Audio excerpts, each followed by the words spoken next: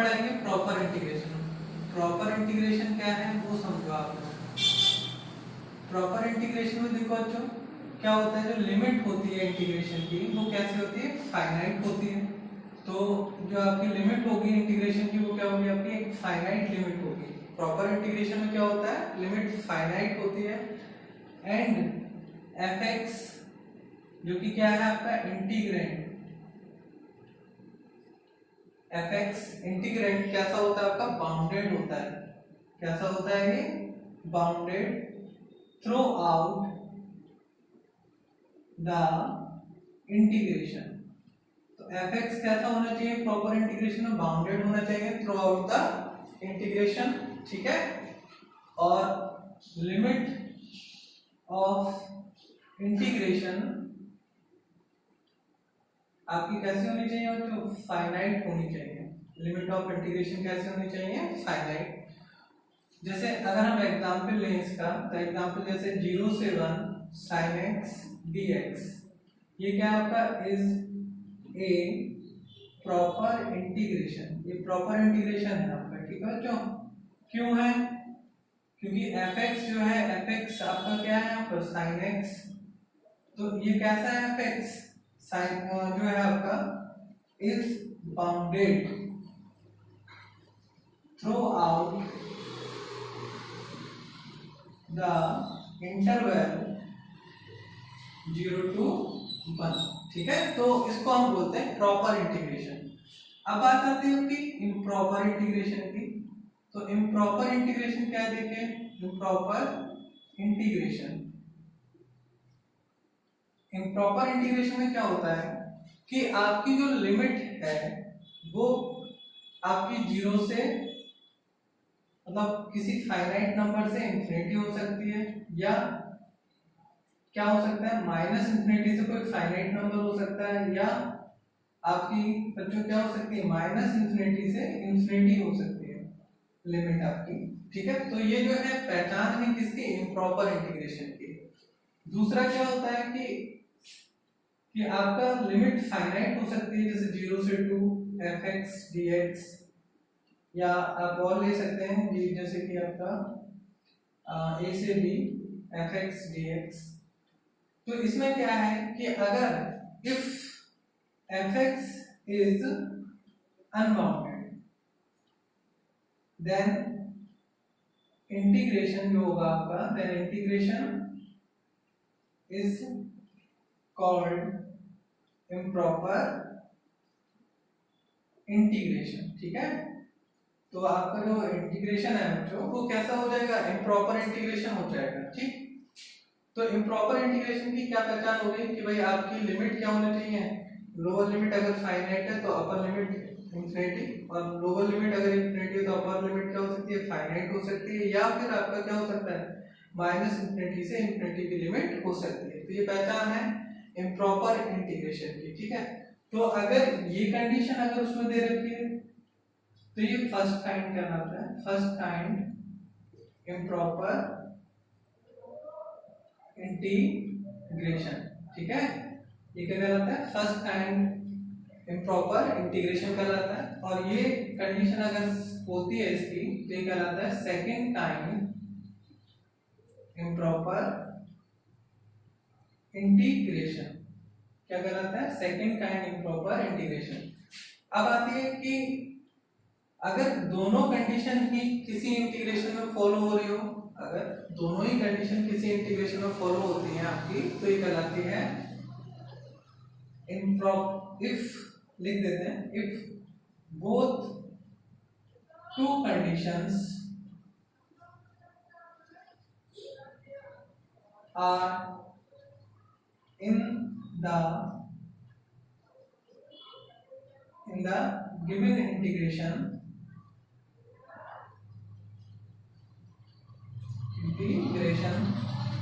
are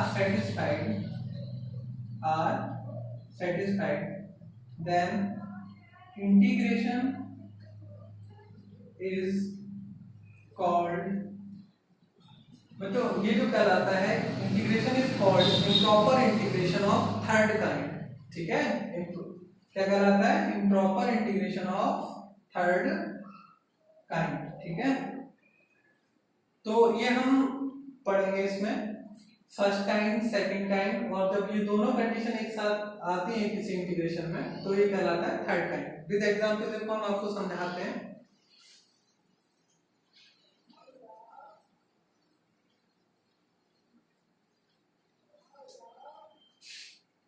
for example, जैसे पहला example है जैसे 0 से इंफिनिटी, और आपका क्या ले लें यहाँ पर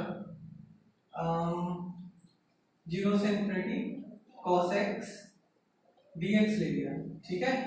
0 से इंफिनिटी cos x dx, तो ये कहलाएगा improper integration of first kind. कौन सा कहलाएगा? Improper integration of first kind कहलाएगा। क्यों कहलाएगा? क्योंकि इसमें लिमिट क्या है बच्चों आपकी 0 से इंफिनिटी, अपर लिमिट इंफिनिटी हो गई, और यहाँ पर जो cos x है वो भी क्या है आपका अनबाउंडेड हो जाएगा। फिर देखिए आपके पास क्या है कि 0 से 1 dx अपॉन x माइनस 1। तो देखो आप कि ये इम्प्रॉपर इंटीग्रेशन है सेकंड काइंड का, improper integration of second kind. क्यों है? क्योंकि यहाँ पर देखिए जो आप fx की बात कर रहे हैं तो fx इक्वल टू कितना x माइनस 1, जो कि कैसा है विच इज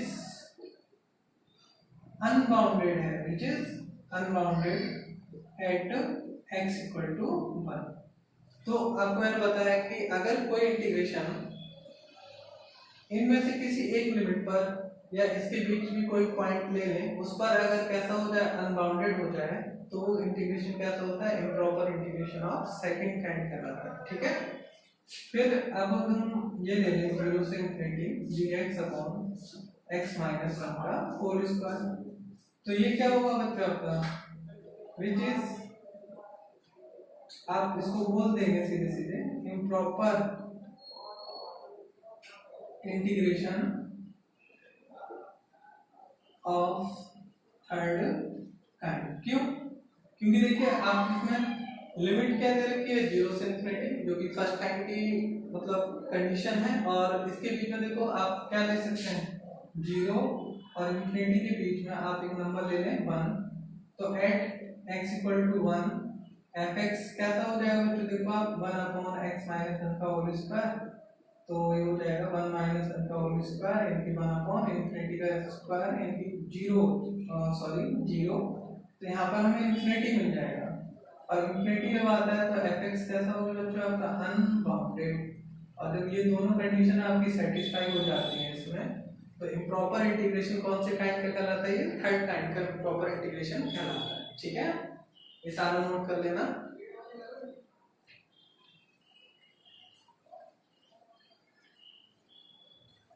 अब देखिए बात करते हैं हम कुछ इंटीग्रेशंस के बारे में, सम इम्प्रॉपर इंटीग्रेशन। अब ये हम यहाँ पर टेस्ट करेंगे कन्वर्जेंस और डाइवर्जेंस का, ठीक है। तो जैसे हमने पहला एग्जांपल ले लिया, बहुत इंपॉर्टेंट एग्जांपल है 0 से infinity tan inverse x dx का।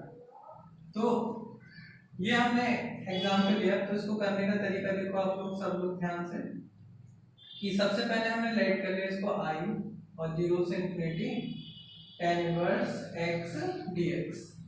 बच्चों इसमें हम क्या करते हैं, जहाँ इंफिनिटी लिखा है उसके लिए हम x tends to limit infinity ले लेंगे, और 0 से x tan इनवर्स x, और ये हो जाएगा आपका dx।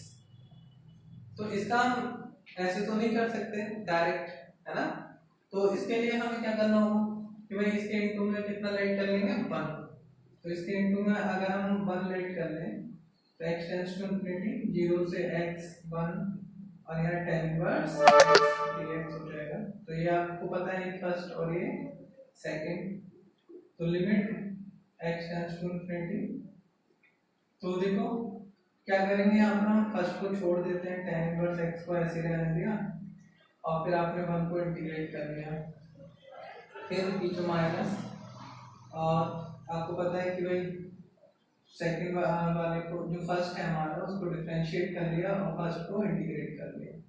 और फिर क्या करा बच्चों, जो लिमिट थी ना, आप उसको ऐसे भी लिख सकते हो, आप 0 से x जो है वो बाहर लगा सकते हैं हम यहाँ पर। तो ये यहाँ पर आ जाएगा limit x tends to infinity, और ये 1, इसका इंटीग्रेशन हो जाएगा 1 का x tan इनवर्स x, और ये 1/1 प्लस x स्क्वायर, और यहाँ पर x और ये dx, ठीक है। और 0 से x हमारा ये चल रहा है। अब यहाँ पर हमने देखा कि भाई 1 प्लस एक्स स्क्वायर को हमें राइट करना पड़ेगा t, तो 1 का 0 हो जाएगा, x स्क्वायर का 2x dt ओवर dx, तो 2x dx equal to dt आ जाएगा आपका। तो यहाँ लगा देंगे, तो limit x tends to infinity आपका ये चल रहा है, तो x tan इनवर्स x, और बच्चों यहाँ पर देखो ये कितना आ जाएगा, तो अपॉन में 2 चला जाएगा, और इसको आपने क्या राइट करा t, तो 1/t और dt अपॉन 2, ठीक है। अब लिमिट हमारी 0 से x चल ही रही है, ठीक है। अब हम देखो क्या करेंगे, इसका तो इंटीग्रेशन कितना हो जाएगा, x tan इनवर्स x और 1/2, और इसका हो जाएगा आपका log t, इसका इंटीग्रेशन हो गया log t। तो limit x tends to infinity और x tan inverse x 1/2 minus यहाँ रहने दो, और बच्चों इसको log t, तो यहाँ आ जाएगा log 1 प्लस x स्क्वायर।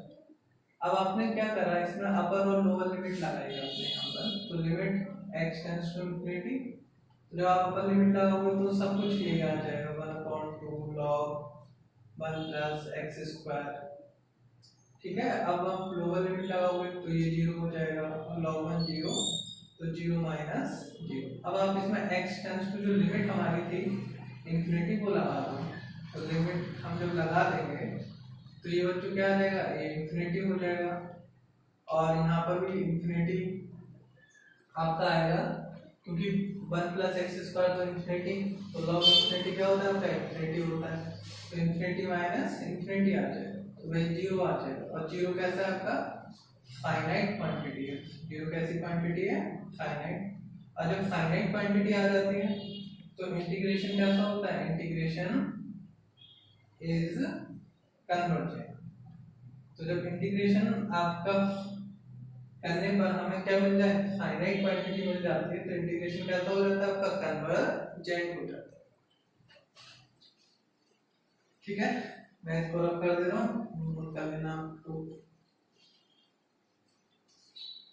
फिर देखो जो सबसे ज्यादा इंपॉर्टेंट क्वेश्चन एक और है, सेकंड एग्जांपल लेते हैं कि भाई i इक्वल टू 0 से infinity 1 plus x square dx।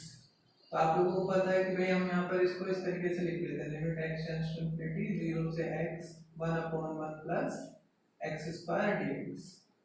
तो limit x tends to infinity आ जाएगा आपका, देखो 1 प्लस एक्स स्क्वायर का इंटीग्रेशन क्या होता है बताओ, tan इनवर्स x, और 0 से x ही हो जाएगा। तो अब हम इसमें देखो पहले तो ये वाली लिमिट अप्लाई करेंगे, tan inverse x minus tan inverse 0। अब tan इनवर्स 0 तो सब जानते हो तुम लोग 0 होता है, तो tan इनवर्स x माइनस 0 रह जाएगा, और इंफिनिटी लगा दो इसमें, तो tan इनवर्स इंफिनिटी की फाइनाइट। तो फाइनाइट क्या है जो आपका फाइनाइट क्वांटिटी। तो देखो जब फाइनाइट क्वांटिटी मिल जाती है तो आप लिख सकते हैं कि हेंस इंटीग्रेशन इज कन्वर्जेंट। अगर इंफिनिटी आती है यहाँ पर, इंफिनिटी आता है तो क्या हो जाता है, डाइवर्जेंट। सॉरी इसमें देखो जिससे पहले कराया था, तो ठीक है हाँ, क्योंकि फाइनाइट क्वांटिटी में कन्वर्जेंट आता है और इंफिनिटी आता है तो डाइवर्जेंट, ठीक है। अब हम बात करते हैं, देखो सबसे रेयर है आपका, जैसे ये इंटीग्रेशन है, थर्ड एग्जांपल 0 से infinity cos hyperbolic x dx। अब cos हाइपरबोलिक x dx या हाइपरबोलिक cos x का हम कैसे करेंगे, देखो सबसे पहले वही करेंगे कि आप इसको i लेट कर लेंगे, तो 0 से infinity cos hyperbolic x dx, ठीक है। अब यहाँ पर आप लोगों को मैं बता चुका हूँ कि लिमिट क्या कर देंगे, x टेंड्स टू इंफिनिटी और 0 से x, और इसका हमें फार्मूला लगा दिया e की पावर x प्लस अपॉन 2 और dx, ठीक है, cos हाइपरबोलिक x का फार्मूला होता है ये। तो आई ऐसे रहा limit x tends to infinity और 1/2 का बाहर कर लो, अब e to the power x का करें तो e to the power x, और इसका करेंगे e की पावर माइनस x का, तो माइनस आ जाएगा और 0 से x। तो limit x tends to infinity 1/2, अब आप एक ही में लगा दो, पहले अपर लिमिट फिर लोअर लिमिट, तो minus e to the power x और minus e to the power 0।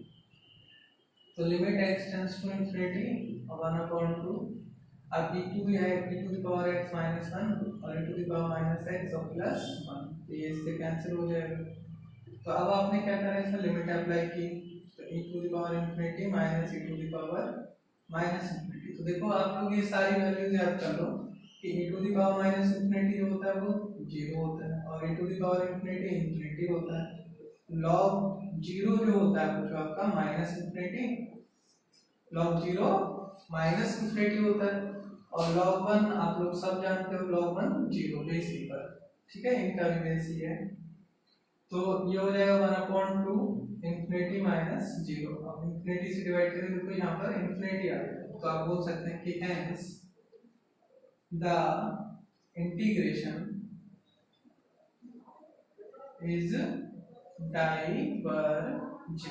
तो इंटीग्रेशन कैसा हो गया आपका, डाइवर्जेंट हो गया, ठीक है।